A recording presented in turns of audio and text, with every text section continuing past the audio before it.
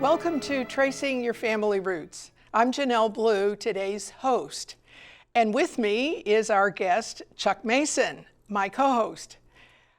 Chuck, let's talk about some of your prior research. There's a case study that you have today that talks about what life was like before the internet in terms of all the databases that we have today and what it was like to actually go into archives and go into different repositories to have to dig through records and find things. And so tell us about some of the things you've learned along the way. Okay, well, when I got started, really back in 1989, we didn't have Ancestry, we didn't have Heritage Quest, we did have the family history centers, but to use their records, nothing was online. You had to go into a family history center, type into they at least had computers, type into their computers, and then it would tell you what disk to put into the computer to look at. You know, they were more like CDs in a big plastic case. And so you know, I did not get into genealogy until at least 10 years after my last grandparent died. But I grew up with my mother's father telling stories about my Scottish ancestors, but my father's father really did not talk much about the family, other than he did say that his father, Samuel C. Mason, was orphaned. Oh. And when I got an interest in genealogy, assumed a definition of orphan, and I assumed that his parents died when he was young. He was probably put out for adoption, adopted, and Mason was not his original surname. I mean, that's the normal image that you would have. That points out, though, don't assume things. Because down the road, I finally went and looked up in Black's Law Dictionary the definition of an orphan, and it is anyone who has lost one or both of their parents. Age has nothing to do with it. And so at 52, 53, when my father died, I became an orphan. And 3 years later, when my mother died, I was, I guess, a double orphan. So, you know, I really knew not much other than that Samuel had grown up in Vineland, which is down in Cumberland County, New Jersey. And so I did have, as a beginning, a booklet that my grandfather's sister had published on Lewis and Lydia Pancoast Birch. Lewis was a Civil War veteran. Lydia had first married Charles W. Potter and had 3 children. He was killed in a battle down near Richmond in the Civil War in 1862. And then Lewis was also a Civil War veteran, and she married him after the war, and they had 3 children, or 4 children, and one of them was Rebecca P. Birch, and she married Samuel. So in looking for, you know, information, she had nothing about Lewis's parents, or Samuel's parents, rather. You know, nothing about, other than the fact that Rebecca was Lewis's daughter. You know, I had not a whole lot to go on, but the fact that the Pancoast family was quite prevalent in southern New Jersey. Now, is that name Pancoast? That's an unusual name, isn't it? Well, they believe that it was originally Parkhurst, rather, back in England. Oh, okay. But in America, it became Pancoast. And actually, as I have found people, they're all related to the one immigrant ancestor and his 2 sons that came over to Burlington County in the mid-1680s. Oh my gosh, that's a long way back. I've found, you know, everybody I can connect. And fortunately, I found a book published by Bennett Pancoast about the Pancoast family in the Historical Society in Gloucester County, New Jersey, in their library, and there I found parents for Samuel. I found that his father was William J. and his mother was Sarah Ann Bennett Mason. And so that began my research. But when I began the research, again, there was nothing on the internet. So I had to go to either a family history center and order films or go to the State Archives in Trenton. So I went to the State Archives and I looked for a marriage record for William and Sarah. And in the book, you know, they recorded in great big books like they record wills and deeds, the other vital records. And so I found the marriage record recorded by the county clerk, but I also found an original marriage record. The minister wrote on a scrap of paper, it looked like he tore a corner out of some document, and wrote down that he had married 3 couples. Now, it was unusual what I found, because as I went through the microfilm looking at the pages, I found a few more of these, but the clerk literally pasted in the book that original scrap of paper. Now, did you see the book, the original book, or no, did you see the microfilm? I was seeing microfilm. Okay. I was seeing microfilm. Well, it's but a it good was thing they pasted obvious that, you know, it was a piece of paper pasted because 2 edges were jagged. Oh my you know, gosh. obviously ripped. And so I have the original marriage record from the minister, and then I have the clerk's version. So if there had been a difference, the one I would believe was the clerk's version. So I found the marriage record, and then I went looking to see what else I could find on marriages, and I didn't really find a whole lot. So, but I had a marriage date, and they were married in 1845, and so I then decided, okay, I will start looking for census records. Well, back then, we didn't have Ancestry and Heritage Quest and Family Search.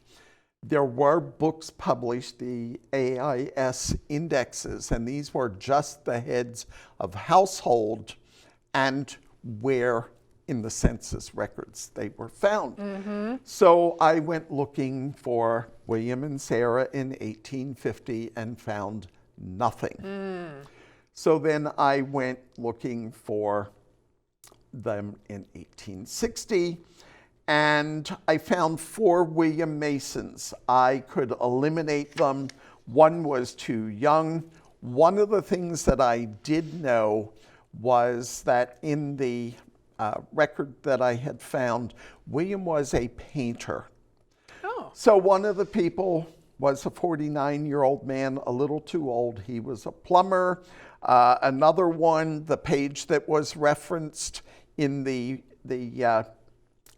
enumeration district, the pages didn't go up that high. And the last one, I couldn't find any William Mason on that page, or I played with a few pages before. So I couldn't find anything.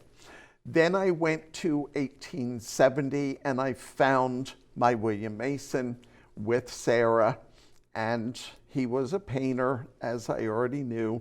And Charlotte, age 12, and Samuel, age 6, were in the household. Now, later I did records and I compiled, yes, they had other children, but it's basically Charlotte and Samuel that I was interested in, because what my grandfather had said was that Samuel had been orphaned and he ended up growing up in Vineland.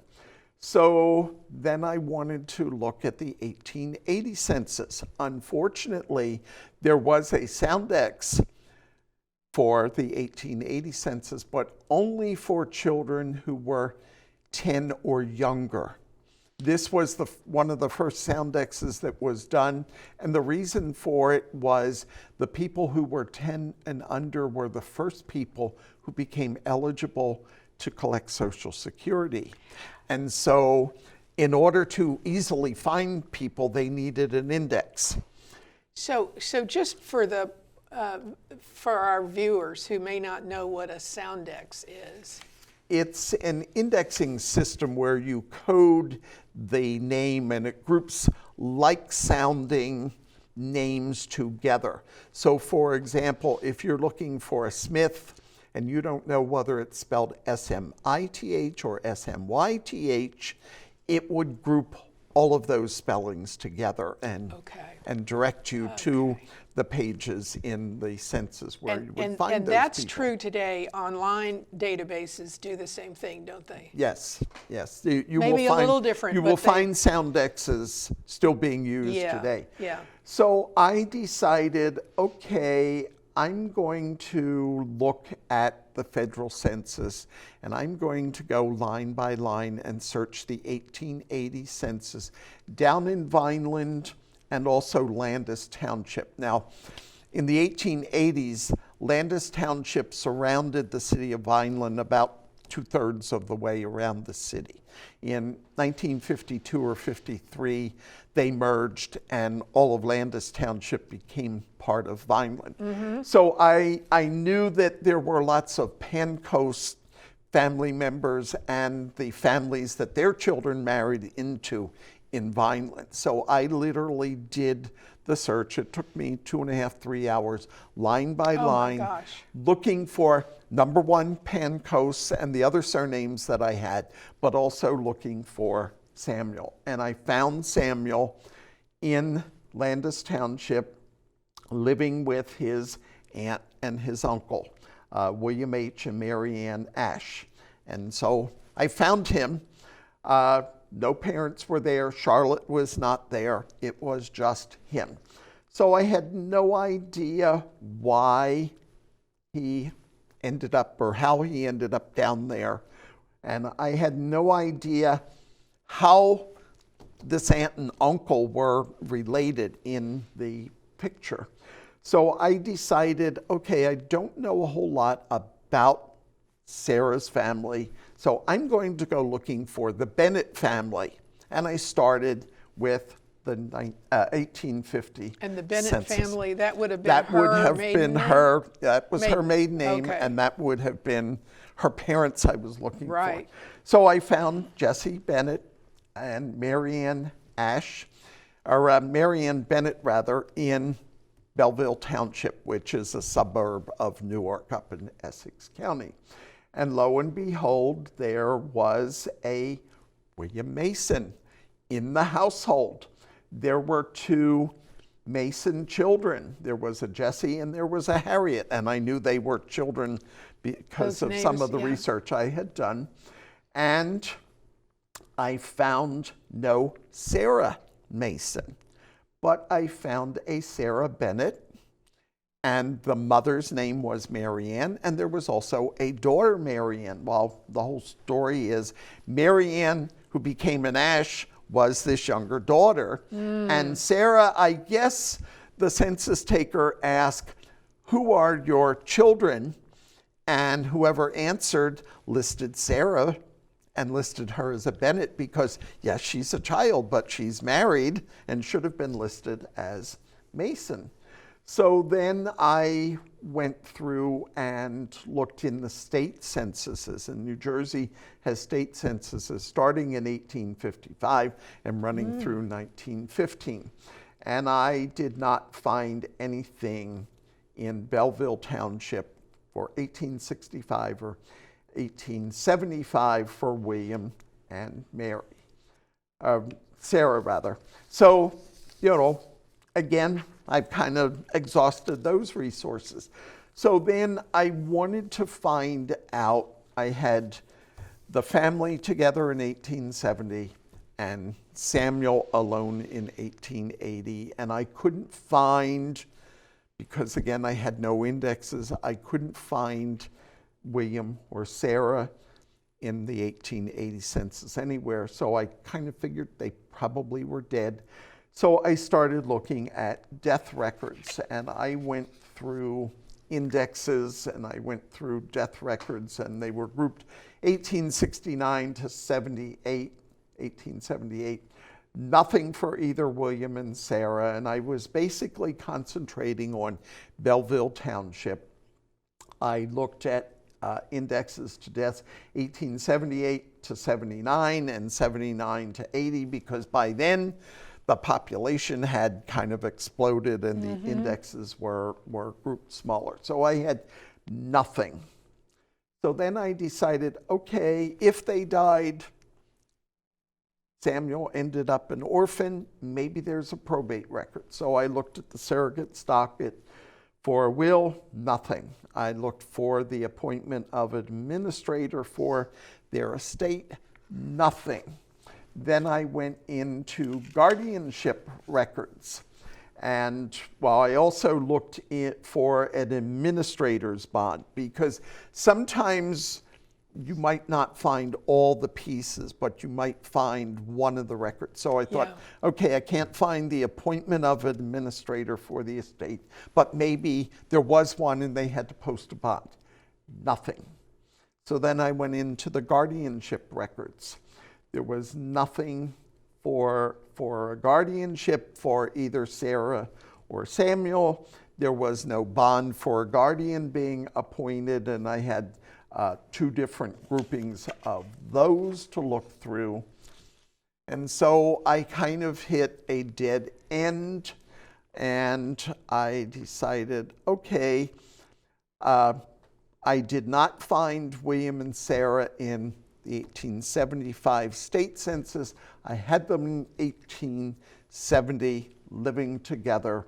And so although I couldn't find them in any of the other records, death certificates or probate records, I came to the conclusion that they died sometime between 1870 and 1875, and for some reason did not make it into the records where I knew they had lived. Yeah.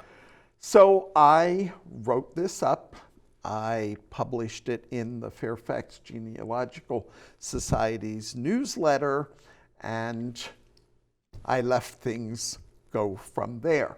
I worked on other family members, and then finally I decided in 2007, this was probably about 1998 or 99 that I published the article. I didn't go back and look the date up, but in 2007, I decided, okay, I don't know much about the Bennett family. Little bits and pieces, but I decided I need to start exploring Sarah's family. And I knew from a county history that her father had come over to Belleville Township from England to manage a calico plant, which was printing calico material. Interesting. And I did know from the 1870 census that he had real estate valued at $7,000. So he wasn't a poor man. So I decided most likely I'm going to find a deed or two, because he's got property value in that census. So I went to the deed index and I found several references to deeds, and I started going through the deeds. And finally I found a unique one. Most of the time, cemetery lot purchases are not recorded in land records. They're private transactions with the cemetery. But lo and behold, I found that Jesse Bennett of Belleville Township had purchased a lot in Mount Pleasant Cemetery in Newark, New Jersey. And he purchased lot number 69 in section N of the cemetery, and it contained 338 square feet, more or less, and he paid $50 for the lot. So I played with dimensions, trying to decide how many lots might be in this section. And I figured there were at least 12, maybe as many as 16. Oh my goodness. So this was a considerable, lot. So I found the cemetery was still in operation. And so in July of 2007, I rode off to the cemetery asking them what they might have. And I waited, and I waited, and I waited. Yes. And dumb me, I didn't think to, keep track and follow up. And finally, on December 24th, and I don't know why, normally we would have left town before, but for some reason we didn't leave town until late on the 24th. The mailman came and brought me this treasure. Oh my gosh. The cemetery did a transcription for me of the records, and that is where I found Sarah and several young Mason children. So I knew that they had a number of children, but I didn't know when they had died. Well, I now had that information in that. Wow. And I found in the transcription that Sarah had died on October the 6th, 1882, and was buried on October the 8th. William was not in the list for the cemetery, but that gave me new information, and I went back searching the death records. And lo and behold, I found the death certificate for Sarah in October of 1882. Now there is a conflict in the records of when she died. Most of them say the 6th, the cemetery transcription, the newspaper obituary, which was really small, all say the 6th, but the death certificate says the 5th. So I go with the death certificate. I did not find William, and it also said she was a widow. So I searched the 1882 because by this point, the indexes for death certificates are done yearly. I searched the 1882 because he could have died between January and October. He was not there, so I moved to 1881, and I found that he died on January the 6th, 1881. He was married. They both died of some form of heart disease, different forms, but of heart disease.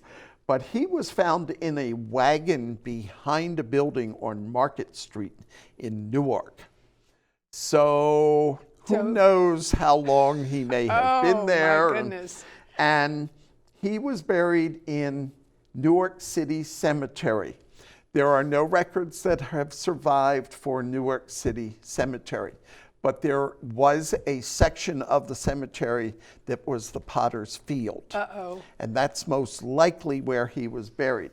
And although New Jersey has very strict requirements of what you can do with an old cemetery and what you have to do before you can move bodies, they ignored those. So in 1952, they built warehouses and paved parts of it for parking lots across from where Newark Airport is in New Jersey. So he is buried somewhere either under a building or under a parking space. There was a requirement, but they didn't do that. And unfortunately, no records have survived for that cemetery that anybody's been able to find. So then I went back because I now have the indexes on Ancestry, Family Search, and Heritage Quest, and I did census research. And I found Sarah was living in Newark with one of her daughters. I rechecked the 1875 census because now I had an index. There was nothing. I went back and looked for the probate records for 1880 through 82. I found nothing in probate records, and I checked guardianship records. I found nothing. Then I went down to Cumberland County because I thought, okay, if William died in 1881, maybe Sarah and Samuel moved down with her sister and her family, and maybe she died down there. But unfortunately, there were no probate records found down there for her. And the guardianship records, although they were kept before that, a lot of them were missing. So it's 1885 that they begin. So I now found when William and Sarah died, so they lived beyond when I killed them off.